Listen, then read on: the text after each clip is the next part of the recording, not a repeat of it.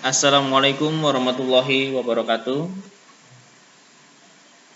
Pembelajaran kali ini adalah tentang budidaya ubi kayu. Ya, di mana tujuan pembelajaran ini setelah menganalisa ruang lingkup, karakter dan persyaratan tumbuh tanaman pangan, peserta didik mampu menjelaskan jenis-jenis tanaman pangan sesuai dengan kondisi lahan dan syarat tumbuhnya. Setelah melaksanakan identifikasi dan persyaratan tumbuh tanaman pangan, peserta didik mampu menentukan jenis tanaman pangan yang akan dibudidayakan sesuai dengan kondisi lahan dan syarat tumbuhnya. Setelah melaksanakan identifikasi tanaman dan persyaratan tumbuh tanaman pangan, persiapan lahan, pemeliharaan dan pemanenan, peserta didik mampu membudidayakan tanaman pangan dan golongan umbi-umbian. Di budidaya ubi kayu, yang pertama itu penanaman, penyulaman, penyiangan, menerapkan pemupukan, baik pemupukan dasar maupun pemupukan susulan 1, 2, dan 3. Setelah itu pengendalian hama penyakit atau POPT, menerapkan teknik pengendalian hama dan penyakit, dan yang terakhir itu pemungutan hasil atau panen. Di mana konsep budidaya ubi kayu ini dapat dibedakan menjadi golongan, yaitu ubi kayu golongan tidak beracun atau mengandung asam sianida, ya, kandungan asam sianidanya atau HCN 50 mg per kilo umbi parut segar.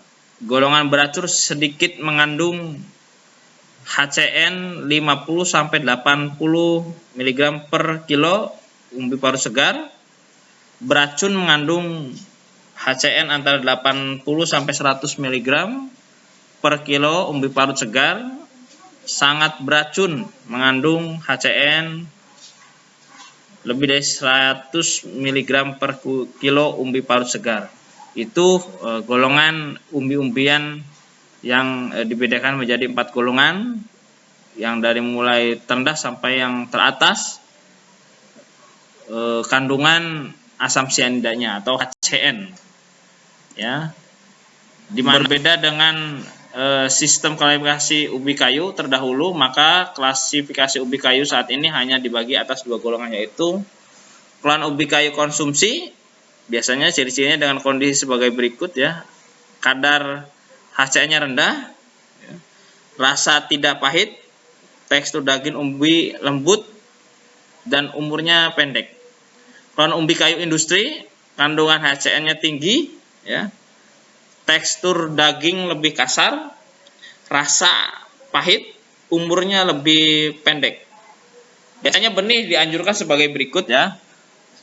Setelah berasal dari batang bagian tengah yang sudah berkayu, ya, panjangnya 15-20 cm, berdiameter 2-3 cm tanpa disimpan lagi atau tanpa penyimpanan. Umum benih untuk tanaman ubi kayu secara khusus harus memenuhi persyaratan. Yang pertama, stek berasal dari pohon induk yang telah berumur 8-12 bulan. Stek yang terbaik diambil dari pangkal hingga tengah batang. Panjang stek 20-25 cm yang terdiri dari 10 hingga 12 tunas. Bebas dari hama kepinding, tepung, dan kutu sisik. Bebas dari penyakit hawar bakteri, antraknos, dan penyakit fisiologis tanaman. Dimana ini ukurannya, ya. Bagian batang untuk stek sini sudah dicontohkan. Ini ukuran panjang stek untuk bibit, ya, kurang lebih 20-25 cm. Ini bagian batang untuk bibit. Ini stek yang berasal dari bagian pucuk sebaiknya tidak digunakan, ya, karena mempunyai daya tunas lebih rendah dan mempunyai kandungan air lebih tinggi dan cepat mengering.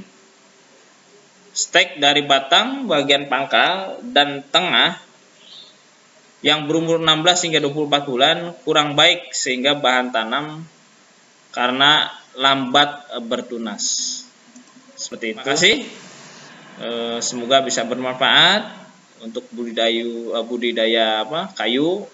Yang pertama ini, terima kasih. Jangan lupa like and subscribe-nya untuk meneruskan channel ini.